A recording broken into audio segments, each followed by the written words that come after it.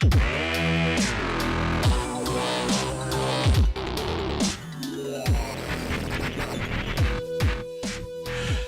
and welcome to New World Podcast number 13-ish, we think. That's what we're going with. We're pretty sure.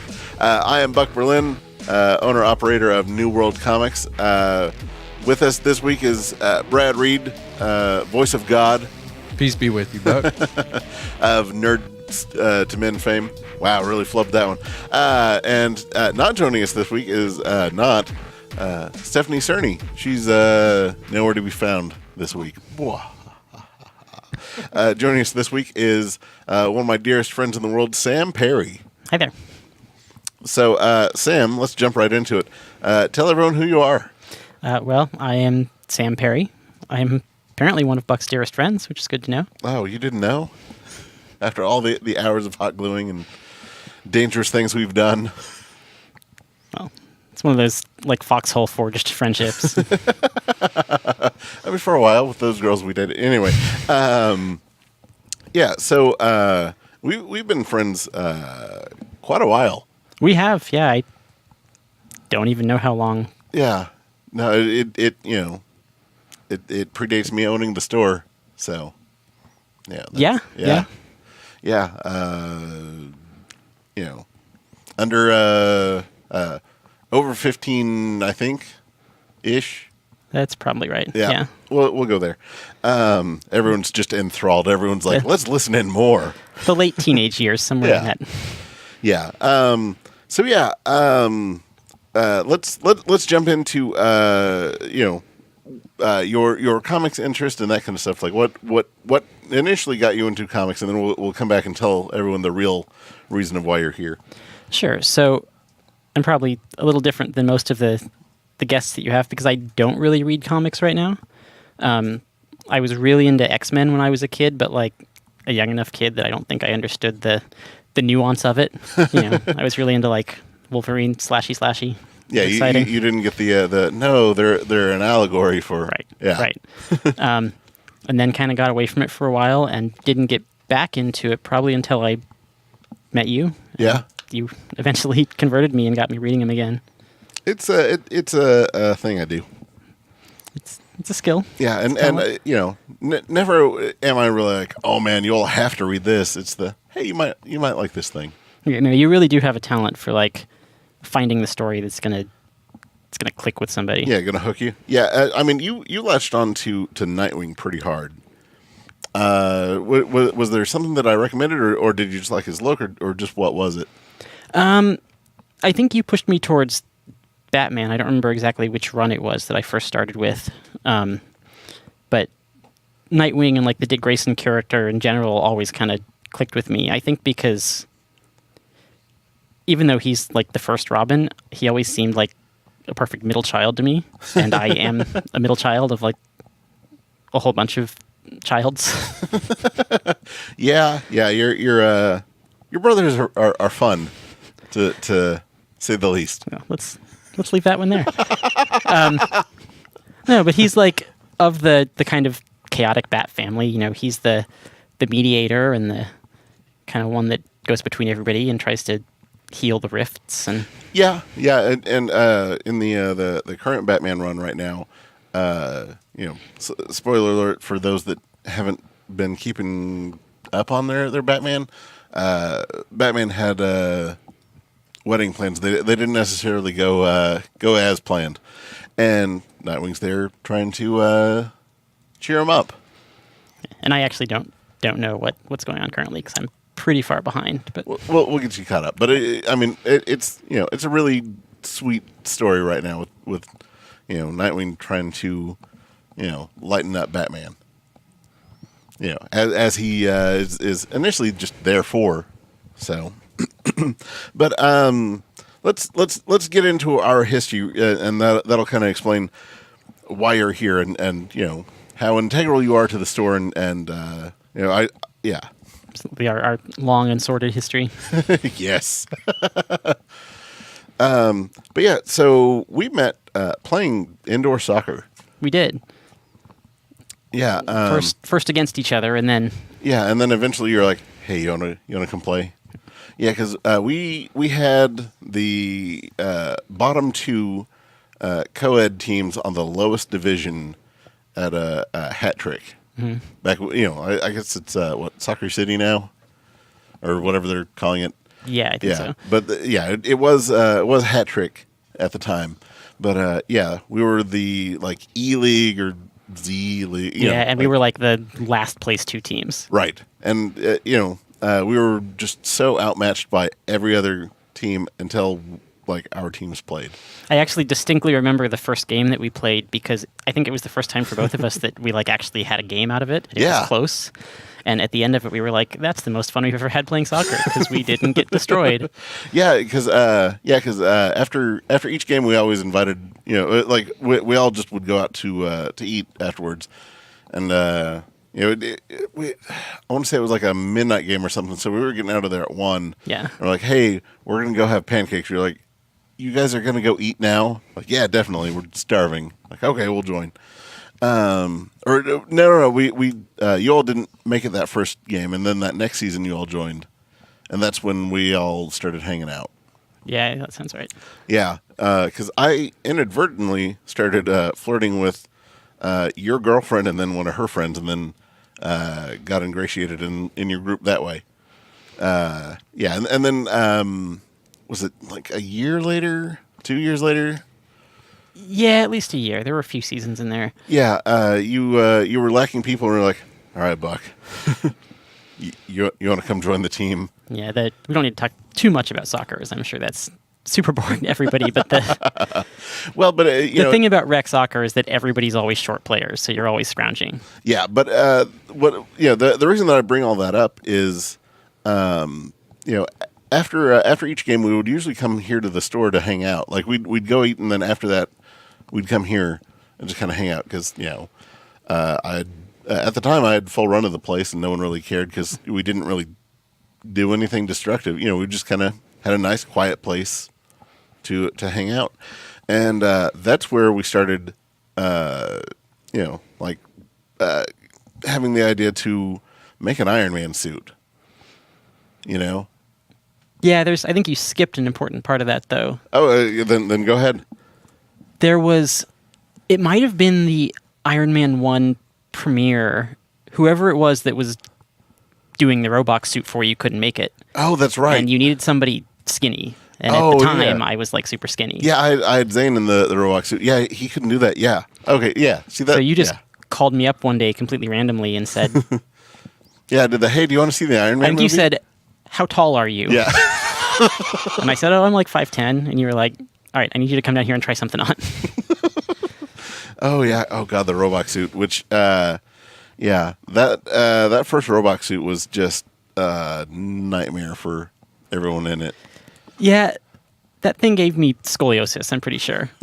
Like, I don't know what it was about the shape of it, but you basically had to, like, stick your belly out and your shoulders back to be able to wear it without falling over. Yeah, it corrected everyone, or it overcorrected everyone's posture. And I had attached the helmet to the head because I was like, that's one less thing that we'll have to worry about and all that. And I put a vent in the top of it, and I took one of those solar powered fans that people would put in their windows to help cool off their car.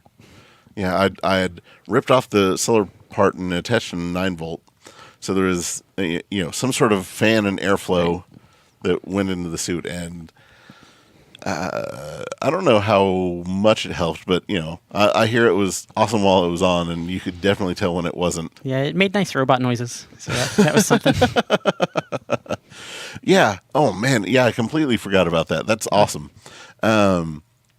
So yeah, you sweated it out, and that Iron Man premiere was nuts. Yeah, well, and because the Roblox suit had like a big light in the chest of it, all the little kids that were like in line at the premiere when we were going down waving at him were like, "Oh, it's Iron Man, it's Iron Man, it's Iron Man," Yeah. Even though it was like a silver duct tape covered cardboard box person. Yeah, which hey, to them, cool. They have this fun memory that they met Iron Man, but they had overbooked the premiere by like 10 times what it, because usually with those premieres they'll they'll have 3 times whatever the seat capacity is, and distribute the tickets out. And then eventually, it turns out they made it to where you could just print your own, because they were like, I don't think anyone's going to show up to this thing. And it was the biggest premiere that Harkins ever had to do.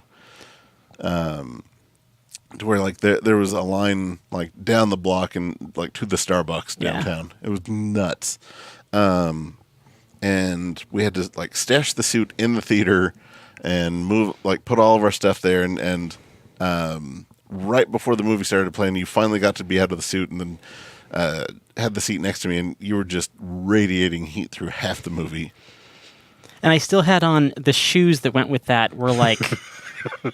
They were slippers. They were like slippers that were covered in duct tape, like yeah. silver duct tape. And for some reason, I didn't have my other shoes with me, so I pulled on like my jeans and my T-shirt, but still had on these like shiny silver shoes. Oh, and yeah. There was one kid like 3 seats down from me in the movie that was like, "I think that's the robot." Yeah, and you had to wear the black long sleeve shirt, mm-hmm. So you looked like a really weird, like Howard Hughes, Steve Jobs mashup. Yeah, and it wasn't like a tech shirt or something. It was like a turtleneck. Yeah, like it was just plain turtleneck. Polyester. Yeah. Yeah, which, thank God you got to wear a long sleeve shirt in that robot suit. But, I guess you enjoyed it enough because afterwards you're like, man, we should build an Iron Man suit. Yeah, there might have been alcohol consumed, but... I've said it before, most of my biggest life decisions were made, were started out while I was under the influence of alcohol. I decided to buy a comic book store that, my wife was the one for me, and that, let's build an Iron Man suit. Well, 2 out of 3 ain't bad. I'm just saying it led to so much else, because I think that it was your idea to do the Iron Man suit, and I was like, no, I don't think we can do that. You were like, no, check it out. Yeah, I mean, I had done some Pepakura before, just like for fun. And for those that don't know, Pepakura is like the folding paper to make a model. Yeah, like a 3D model. Right. And one of the things I had done was like a tiny Iron Man helmet, like fits in the palm of your hand sized Iron Man helmet. Yeah, and when you showed me that, it was all right, yeah, we can make that. And having had made the Robot suit, it was okay, that's probably not too different, right? And then began the what was it? It was over a year. Yeah, it took us a year, about a year, I think. A year, maybe even a year and a half, because like we would work on the thing and then decide to not do that anymore because we figured out a better way to do. Yeah, well, and I think we spent a lot more time sitting around coming up with our next brilliant idea of how we were going to build it than we did actually building it. Yeah, we had absolutely no idea what we were doing. Like, and instead of just trying to make like the component parts that we should have and then build on top of that, we were trying to make the finished product from the beginning. And instead of using like craft foam or paper that we could later harden or something, we were like, let's use this really weird cardboard that comes in all the comic book boxes, and then we're going to reinforce it with the aluminum sticks. Yeah, it started as cardboard and duct tape, right? Yeah. Like everything started as cardboard and duct tape. Well, but then you made the executive decision that if we're going to do this, we're absolutely not going to have duct tape. And it was oh no, what am I going to do? That means I'm out. Oh, I know there was some duct tape in that final suit somewhere. Eventually. But, for the most part, there was just okay, here's everything glued, and everything was either hot glued or super glued. Yeah. Yeah, and it was a nightmare because I didn't know how to fold anything. Like I would, geometry and I never really got along. So coming up with a special curve or whatever, like I'd make a curve and then like hold it up to a piece of paper and try to like replicate it and then cut it out and attach it, and it didn't work. And I was like, I'll just fill it in with more cardboard. So well, and I don't know why we never bothered to like Google how people do this, because this was completely trial and error. Well, and at the time, not a lot of people had made it. You know, like there weren't the foam files yet. Yeah, I guess that's true. Yeah, because There were Pepicora files, yeah, there were, but and they were super complicated. yeah, well, because everything was made specifically for a thickness of cardstock, and it was only for this, and you could scale it up just so far, and you had to be, this height, this width. Right. It was just a nightmare. We're like, you aren't any of those things, and I definitely am not one of those. Yeah, it was. Oh man, it was crazy. And then the research that we did was really in depth, but in the wrong places. Like we would see how like the mid torso to crotch piece worked. Because we were like we want to make it to where you can bend over, so we'll put a split in the top so you can like hinge around and move and do stuff. And yeah, we were like, oh cool, it moves there, and the pictures that the screen grabs they're doing, we can make that has to be made out of probably cushion foam. Let's use cushion foam. Yeah, the entire torso, like pecs to hips, was like probably 3/4 inch thick neon green for some reason, like pillow foam. Well, that's just kind of what they had. It was 1,000 degrees. Oh yeah, And yeah. it pulled on like a diaper, basically. Yeah, yeah. I remember making that. We were like, okay, let's make these pieces. We'll have them segment out, and we'll attach them after everything. So you had to take the cardboard pieces that I would cut out and say would work, and then you would go to your garage or whatever kind of work area you had, and you'd Bondo everything. No, I fiberglass resined everything. Oh, you fiber? Okay. Yeah, and everything would get 3 or 4 coats of fiberglass resin and sanded smooth, and then spray painted. Yeah, and then you'd give everything back to me to figure out how everything was supposed to fit on. Right. And of course, we didn't label any of the pieces. Oh, so. or you would, and then it was I think that or that was supposed to be that. Is that an L or a 1? Yeah, it's you know what? Good luck. So, this super intricate thing that had all these interlocking pieces that were supposed to slide past each other or do whatever, ended up just being glued on. Or with the case of the abs, I was like, okay, I'll sew these on so they can move independently of each other, and we can do all this. And they ended up cutting all of the popping all the stitches. Yeah, it turns out fiberglass resin gets really sharp. Yeah, and then it didn't like to take hot glue. Yeah, no, completely non-porous too. So Yeah, so I think that we had to end up sandwiching it between two pieces and then gluing the abs onto the ribs or something like that. And I think we were like scuffing up parts of it or like tearing into it so we could get to the cardboard. Oh man, yeah, it was so terrible. And then the crotch piece had to be glued onto you while you wore it. Mm-hmm. And we didn't know about the silicone pad technology that you put that between hot glue and yourself, you don't really feel anything. Yeah, no, that in those days it was all just blind trust. Yeah. And betrayed blind trust. Listen, I did everything I could to guide the hands that were doing that. They just thought, well, let's just go for it. Oh man. To give everyone the full picture, because I'm sure everyone really wants the full picture, we're talking about basically a cardboard cod piece. Yeah, just hot glued right onto probably half an inch worth of cushion foam. Yeah, just like polyester foam. Yeah, and they missed the foam A lot. a lot trying to glue this thing on. And when you look at it, that should have been just one try. Yeah, and I think I pulled on like 2 pairs of like long john tights or something. 'Cause that's all we had.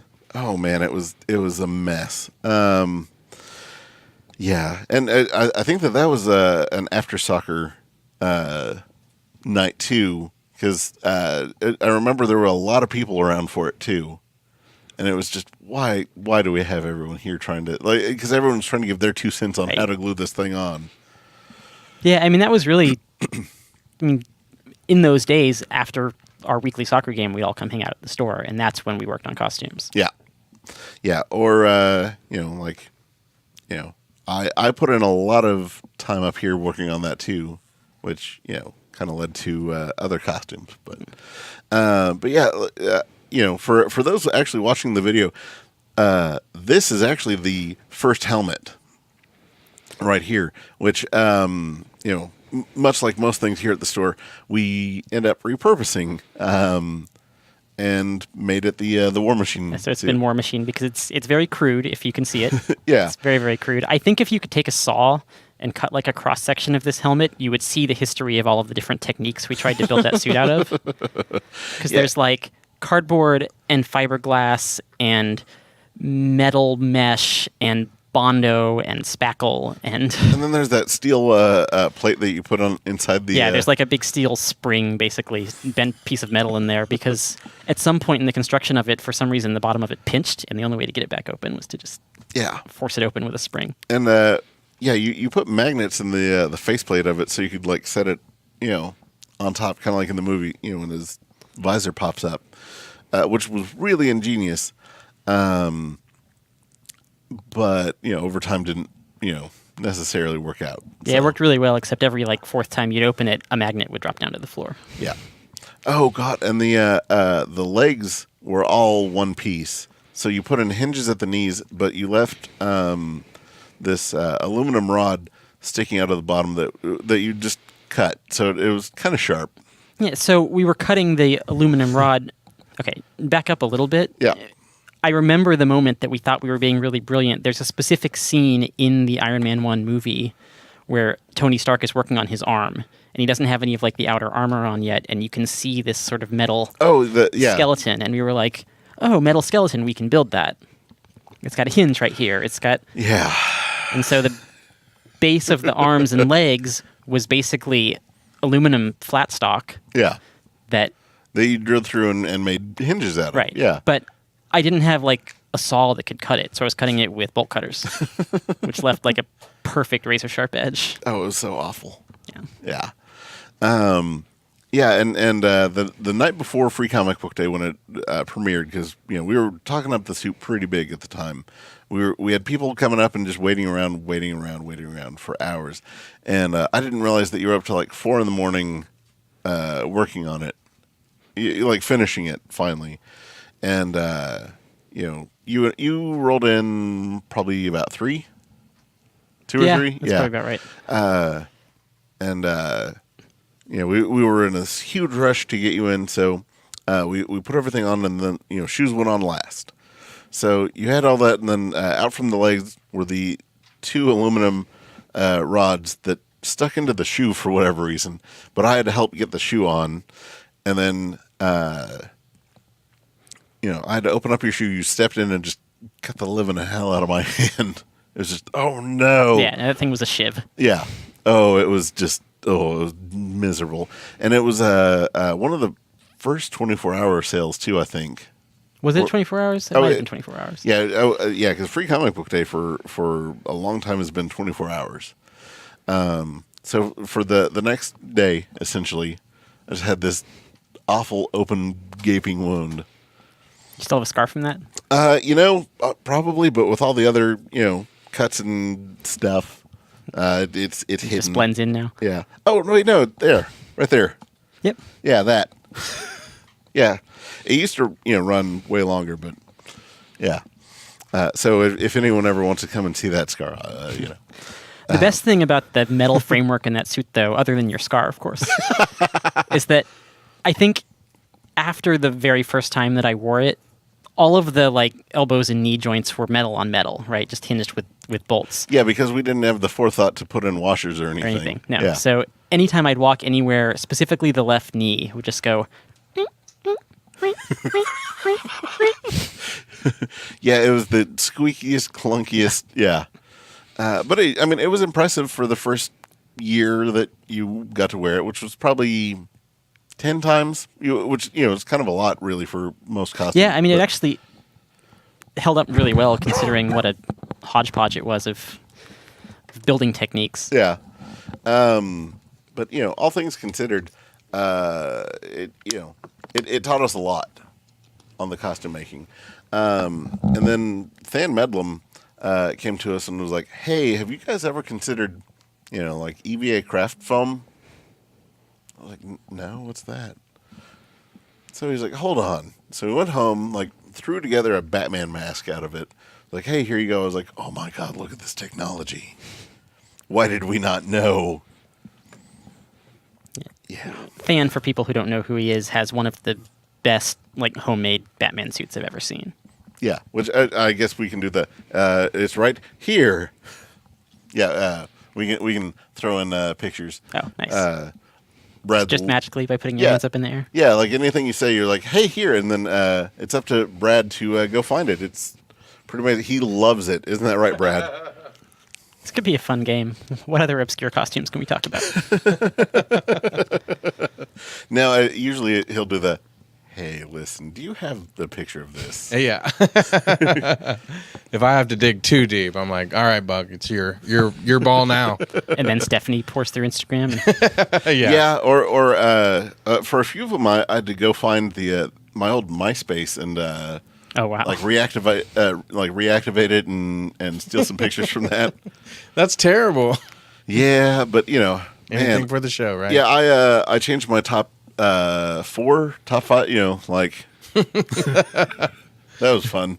It was the haha, take that, James Perry. Yeah, that's dumb.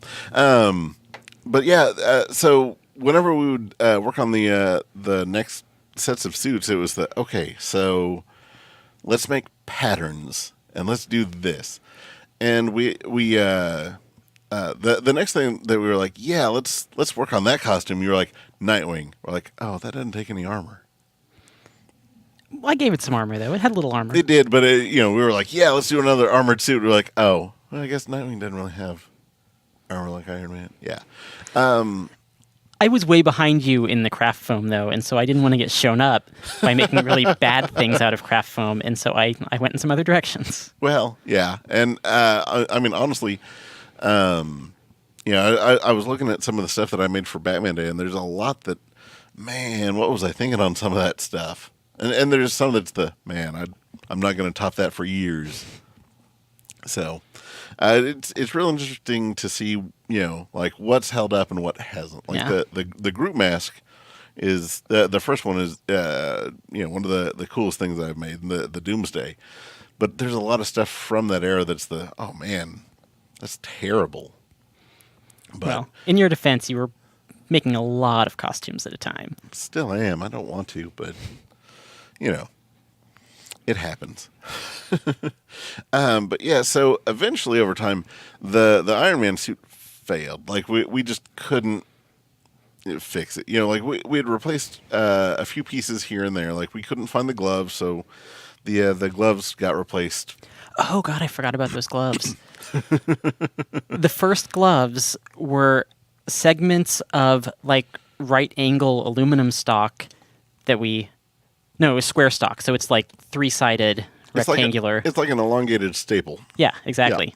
That we cut into like staple pieces, and those would be like the segments on your fingers. But again, didn't have a proper way to cut them, and so the edges were super sharp, and they were just like hot glued to a glove. And so A, they were pretty sharp, and so I tried not to touch children who always wanted to like come up and high five Iron Man. Yeah. And B, pieces would just fly off randomly all the time. Yeah, as the costume handler for Iron Man, I usually left whatever event with a pocket full of pieces of fingers. Yeah. Which, looking back, you would have thought that we would have just invested in red gloves.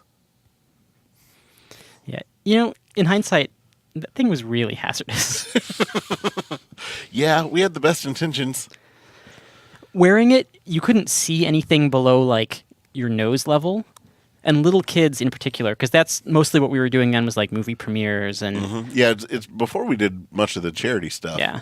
Yeah. But little kids really wanted to come up and hug Iron Man. Yeah. But I couldn't see them. So they'd come up and, like, I couldn't see them, I couldn't feel them, because I'm covered in, like, fiberglass and cardboard and aluminum. Yeah. And so there were probably a couple times when I just like plowed right through a kid and was just walking along. No, I always made sure that never happened. Like I would just Sam, stop, or oh, hold on, kid, make room for Iron Man. So yeah, I always made sure that you never had any of that happen. Well, So because or if they went up for a hug, I was like, careful, Iron Man's a little sharp. Iron Man's not okay.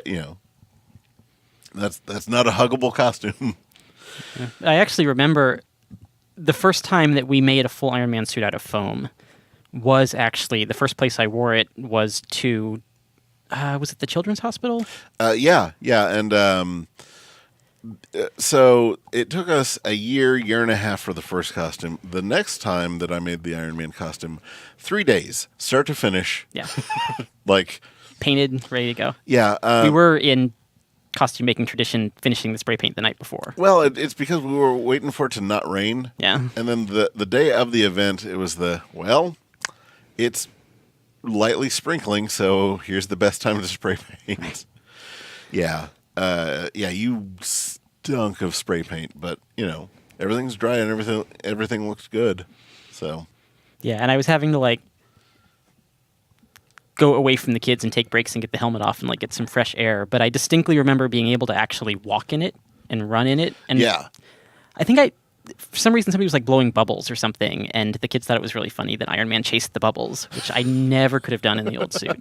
Yeah. The old suit had such limited mobility. Like you couldn't really walk. You had a very light shuffle. Yeah, basically you could lean me up against a wall and I could kind of wave at things while making creaky noises. Yeah. Yeah, the whole idea of a moving torso just never happened. It was two pieces, but it didn't move. We should have just made all that. But yeah, the second suit, I just did the pattern of your body and then built on top of that, like we should have done in the first place. Yeah, and I think that's one of the first times we actually did a duct tape body mold. Yeah. I did the duct tape pattern like I usually do with everyone's head, which I guess for one of these podcasts I'll have to sit and show everyone just how I make the helmets, because I'm making them all the time. Usually if someone walks in while I'm doing it, it's really fun to be the person with their head wrapped in duct tape when a customer walks into the store. Yeah, because it's do I need to call the police? Are you okay? Just kind of give a thumbs up. Yeah. The best was Zach was like, I've been like this for a week. Call the police. Yeah. The person that walked in and saw that was highly amused and didn't call anyone. So that's good. If there was someone you were going to leave like that for a week, it would have been Zach. Yeah, but no. I was like, shut up. But yeah, luckily everyone had the good sense of humor on that one. But yeah, the second Iron Man suit, ended up looking a little bit better. Overall, it looked better than the first suit. Like the first suit had a lot of charm to it, but the second one was just functional. Yeah, the weirdest thing about the first suit is that what we finally settled on, because the kind of crotch area kept falling apart, was it was basically a comic box, Oh yeah. We cut it into the vague shape of a pair of tidy whities and glued it to the bottom of the suit, spray painted it red. Yeah, because I just took all the extra pieces. You made probably 50 pieces of the stomach by accident, and I just ended up using those on the suit as things fell apart. I feel like your forearms, your shoulders, abs, and crotch ended up being stomach plating. Yeah. There was a handler kit that included hot glue and safety pins, hot glue and some a whole of bunch those. of spare parts. Yeah. Yeah. But eventually all that led to the Ant-Man suit, which again at the time was one of our look at this revolutionary suit that we've done, and then we very quickly outpassed that. But I learned a lot making that helmet. I think that's one of the first foam things I really made by myself. Yeah, instead of being Buck, I need you to build a thing for me. Well, and for whatever reason, I just couldn't get the face right on it, and now it's I got that. I can sketch that out and make it right now. But yeah, which we'll have a picture of the Ant-Man suit here, because we can do that. And Brad's like, oh god, another picture. I have my very favorite picture of the Ant-Man suit, and I will give it to you. Okay, yeah, please do. Which you can see right here. Yeah. So honestly, I think that's picture 3 or 4. So Okay. we're not too bad.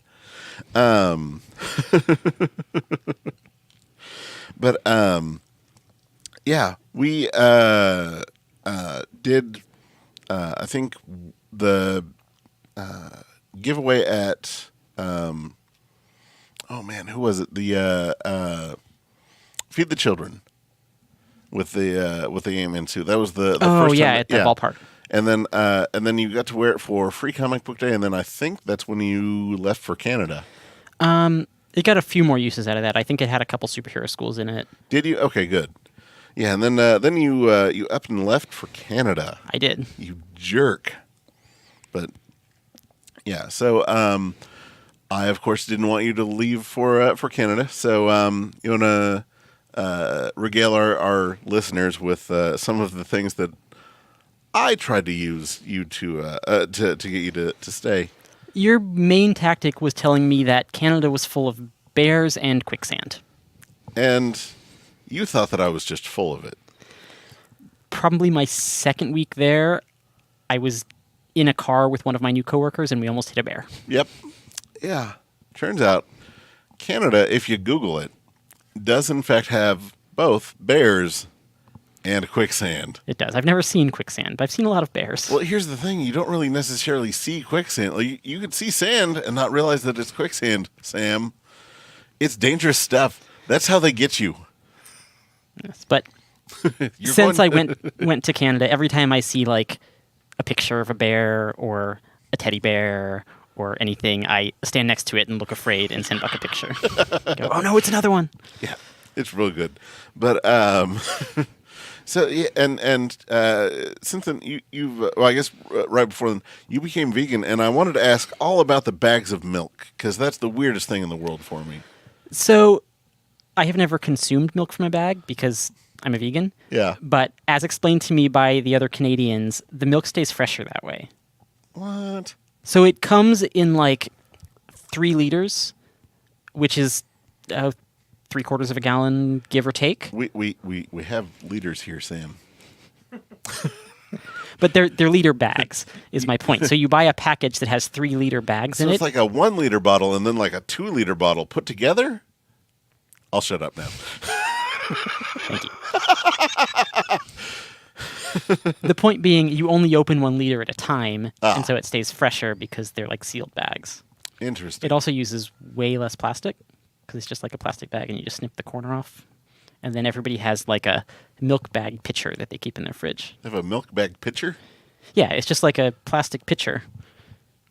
And you cut the corner off the bag, and you put the bag in the pitcher, and then you can just pour straight out of the bag. And what about this open hole where the you're letting all this milk out of? Well, it's only 1 liter of milk, so you just use it up before it's a problem. I don't know about this. That sounds fishy. I mean, I drink cashew milk, and it comes in a carton. So Oh yeah, now who's helping the environment, Sam? Now who? Eh? cashew farmers? Oh, well, are they really helping the environment? I don't know. Actually. Probably not. I hear almond farming's terrible. That's true. I don't drink almond milk. Well, almonds are delicious and heart healthy. I have no response to that. Yeah, nor should you. But yeah, so you actually run a restaurant up there. I do, which is one of the many reasons that I moved to Canada, is that they have a really active culinary industry and are in short of workers for it. Which is nuts. So if you like bags of milk and work in the food industry, hey, Canada. Yeah, but we do. My wife is a vegan pastry chef, actually, and the two of us together opened a restaurant in Hamilton, Ontario. I hear Hamilton's big right now. If I can spam your audience a little bit. No, go ahead. Planted in Hamilton is the name of the restaurant. Plantedin.ca is the website. CA, huh? I mean, A. Planted in Canada. yeah. It's a It's a thing. Oh, I get it. You see, because you're vegan and it's plant-based, except for your use of nut butter. I'm messing with you. For those who are just listening, I was making a very confused face. Yeah, it happens a lot between us. It's been a while. Yeah, which you actually just got back into town like hours ago. Yeah, just this afternoon. Yeah, just to record this. Yeah, this is a really high-budget podcast. Yeah. It's flew me all the way down here. You know, we're big spenders. Still waiting for that check, by the way. Well, many people are. But really, the check for the... Oh, yeah. No, yeah, Czech Republic isn't a thing anymore. It's, they broke up. Man, how about that? Look at the time. Anyway, yeah, speaking of time, looks like it's time for some old store stories. How about that? Sounds good. Yeah, Sam, what's your favorite store story? Actually, one of the first times that I came to the store to just hang out after soccer, it was not a lot of people. There were 3 or 4 of us here, maybe. Mm-hmm. And you pulled out this pack of like playing cards, like not like playing cards you play poker with, but like magic cards or something like that. Oh, the basketball trading cards that were just absolutely worthless. Yeah, in like foil packs. There was like 5 or 10 cards in a pack. Right. And showed me how well they fly when you throw them across the room. Yeah. Someone came in one day. Like we were all just kind of sitting down, discussing like what the next big event was going to be. And this guy opens up the door, takes the doorstop, opens it up, and we're like, what is going on? And he comes in and sets down these massive blue tubs that have nothing but baseball and basketball cards from 1991. Still in the foil packs. Still in foil packs, like still unopened, whatever. Like we looked into it, they're worthless. So he set him down. He would set one down, run to his car. Set one down, run to his car. Did that 4 times. And then with the 4th one, he set it down, looked at us, and said, "They're your problem now. Have them." And he walked away. We're like, what are we going to do with these? I'm surprised you didn't try to build a costume out of them. Well, it was before we built costumes. At the time we were still like renting a Spider-Man costume every time we needed. Yeah. Which, man, when that guy that I was renting the Spider-Man costume found out that I bought one, he was so upset. But like every time I rented one, he would just yell at me for like whatever misuse we did, which was none. And now you yell at other people for whatever misuse they put it through. Well, I mean, since Ben's been wearing it, like there's very little. Oh. Yeah. So it's been nice. Anyway, we had absolutely nothing to do with these cards. Like, because we called up all of our friends who dealt in sports cards and like anyone who might have any interest in them, and they're like, no, that is the most overproduced set that any baseball cards have ever done. Like, they're absolutely worthless. There's misprints on them. There's this wrong with them. They're just horrible. Throw them out. I was like, I don't want to throw them out. I bet you, I heard of people, throwing cards and doing that, and I thought, I'm going to learn how to throw cards. And turns out, when you first try to throw one card, it doesn't work too well. But if you try to throw like a pack of cards, you can learn. It's a throwing star. Yeah, you can learn real quick because it's not just you throw it straight. Like you have to throw it, and then there's an arc, and it there's some skill to it. But you can get pretty good pretty quick with them. So, yeah. But to make a long story slightly longer, after showing me how well they flew and that you could kind of curve them and you could kind of get them to arc around the shelves, we basically spent the next 2 hours in the middle of the night, the 4 or 5 of us that were there, having a giant card pack fight. Yeah, because with them, like they were like an inferior card stock, so we could throw them as hard as you could. And it didn't really hurt. And they would hurt a little, like if you were just to like shove each other. It's enough to like want to get out of their way, but not enough to really hurt. And it didn't damage any of the product, so it was like perfect. let's throw cards. And that was back when you really had a lot of like narrow aisles of comics in the store before you had like the big long tables that you have now. Well, yeah, because it was before I owned the store, so like there was just like it's before everything was rearranged, and there was the I think we still had the tunnel of toys going, and there was the gaming setup and different card tables and different things set up. So it was kind of more interesting, and you had to be way more stealthy to play that kind of stuff. So yeah, man, that even predates the Nerf stuff. Yeah. Yeah, which I was thinking about this. It was that Iron Man premiere that got us into all the Nerf guns and all that stuff. Because after the premiere, Spencer came up and was like, "Hey, these boxes came to the station and they want us to give them away. We gave all of them away that we could, and here's a box of Nerf guns for you guys. Thanks." Yeah, and at one point there was talk of like building one of them into the arm of the Iron Man suit. Yeah, that Nerf stuff like that's super temperamental, and we just couldn't. Yeah. Well, and it like there was no reason to do it other than we.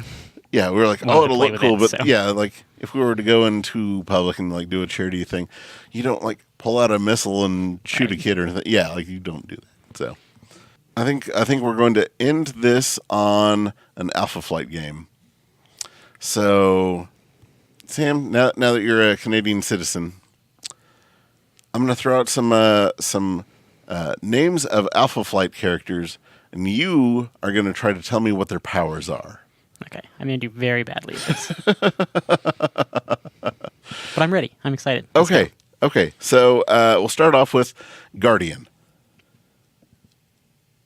Guardian. Yeah, Guardian is the leader, most of the time, leader of Alpha Flight. I'm going to guess kind of the standard assortment of superhero powers, right? Flight, some sort of energy beam, maybe super strength. Is there anything else you want to add to that? Is there a Canadian joke in here somewhere? I feel like there's a Canadian joke in here somewhere. Oh, only when I say A. No, he actually has a suit that he puts on, given to him by the government, Department H. Oh, sure. That, because, old Canada. From the massive Canadian military budget that they have for R&D and Canadian military is tough. protecting their maple syrup reserve. Have you not looked into the Canadian military? Like they're like the whole world bows down to like their might. Like apparently like Green Berets and everyone are like, so Canadians teach us what's what. So fun Canadian military story. At some point there are these like bomber planes that they have, and they only have a few of them because the Canadian military doesn't use them super often. Right. And they've been in service for decades. At some point, they needed a part for one of them, and it wasn't manufactured anymore.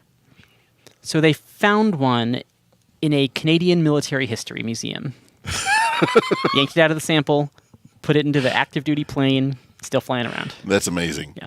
Yeah, well, and that's the cool thing about the Canadian government or the military, is that like there's barely any of them, but like all of them are just trained to the nines. Like it's amazing. But you all have the population of like California, so Basically, yeah. yeah. Anyway, see, I do my research or something. Anyway, speaking of research, let's throw you a little bit of a curveball. Vindicator. Vindicator sounds like a knockoff Punisher. Doesn't like it? Canadian Punisher. He's like Punisher, but he's like really friendly and says sorry all the time. She. Oh. Oh. See, look, you already have your own Canadian jokes. Sorry. So, any guesses on powers? These names really aren't giving me any hints at all. I know, that's what's beautiful about these. Now, some of these are going to be like, really, that's it? Okay, I'm just going to take a swing at this one. Vindicator has the power of super speed. So, Vindicator, Guardian's wife, just adjusted the suit, same thing. So, Oh. yeah. Okay. My general power list was right for Guardian. Yeah, pretty much. Okay, so It's just Canadian Iron Man. less like it's not like super armored. It's just like a wearable suit. Like he could throw it in the wash, he'd be good to go. So practical. Yeah, for the most part, yeah. It's very Canadian. There are a couple like tweaks out things that he could do. Like he can separate himself from the Earth's gravity, so like he can essentially not move with the spinning of the Earth. So he just travels fast that way. Kind of like super speed in a weird roundabout way. Yeah, kind of, but only one direction. Yeah. Okay, how's this? Snowbird. Some kind of ice powers. No. Snowbird can become any of the animals of the Great White North. So like Color bears. Bear or white badgers or wolverines or snowbirds or owls or snowbirds. So another weird Canadian story. I might be the only person who thinks this is weird. Have you ever in your life seen a black squirrel? Yes, actually. Oh, okay. I guess I'm the only one who thought that was weird. When I got there, it was the first time in my life I had seen like gray squirrels and I'd seen red squirrels, but these like completely solid black squirrels. I want to say for a while, like either the zoo or Martin Nature Park had like a display of squirrels or something like that. But yeah, I mean, they I've seen look one. just like red squirrels that you see all over the place, but they're like stark black, and so they look like some kind of demon shadow squirrel leaping out of a tree. Interesting. So speaking of demon shadow things leaping out of trees, guess what Sasquatch does? Sasquatch has to just be like big and strong, like the brute force person. So he's this guy that can turn into a Sasquatch, kind of like the Hulk. So are all of these just like knockoffs of American heroes? No. Okay, how's this? Here's a really weird one for you. Puck.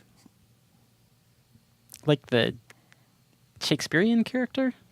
I mean, we can get into his character, but his name is Puck. Like his superhero name is Puck. His real name's Eugene. Oh, or is it a hockey thing? I bet it's a hockey thing. So, take a stab at the powers. Does he like have super accurate deadly force with a hockey puck? Nope. Like, shoot pucks at people? So, you don't find out for like 20-something issues, but like he's 6'3", but like gets this, demonic power from the sword that he, keeps inside of him that shrinks him down to being like 3'2". And then while he's 3'2", he's super agile and super strong and likes to, do cartwheels and hit people like a hockey puck. Like a hockey puck. Is his like main move that somebody else hits him with a hockey stick and he flies around? No. Like he does cartwheels and like he'll either like ball himself up in like a little bowling ball and like ram into people, or he'll like Sonic cartwheel the into Hedgehog style. Yeah, like or he'll cartwheel Sonic the Hedgehog style and like, hey, there you go. Mm-hmm. Okay. So we'll end the podcast on this one. Honorary member of Alpha Flight, sometimes member of Alpha Flight, Wolverine. We discussed this earlier. Yeah. Slashy. Yep. Ho hum. Well, I think that's our time. Also, super grumpiness. Oh yeah, super grumpiness. Just very un-Canadian. That's me right now. No. Cool. I think that does it for our New World podcast this time. Sam, thanks for coming down and thanks for having me. Yeah, and special thanks to Brad Reed for putting up with us this week. And it was a good time. I will never ever read Alpha Flight. I'll tell you that right now. The first 28 issues are amazing. Are they? Yeah. Okay. I thought that was a really good upsell. Yeah. And then after that, It's spotty at best. Right. So, but I mean, now Captain Marvel's leading them, which is weird, but whatever. So, yeah, for that, I have been Buck Berlin, owner operator of New World Comics, and check back with us next week.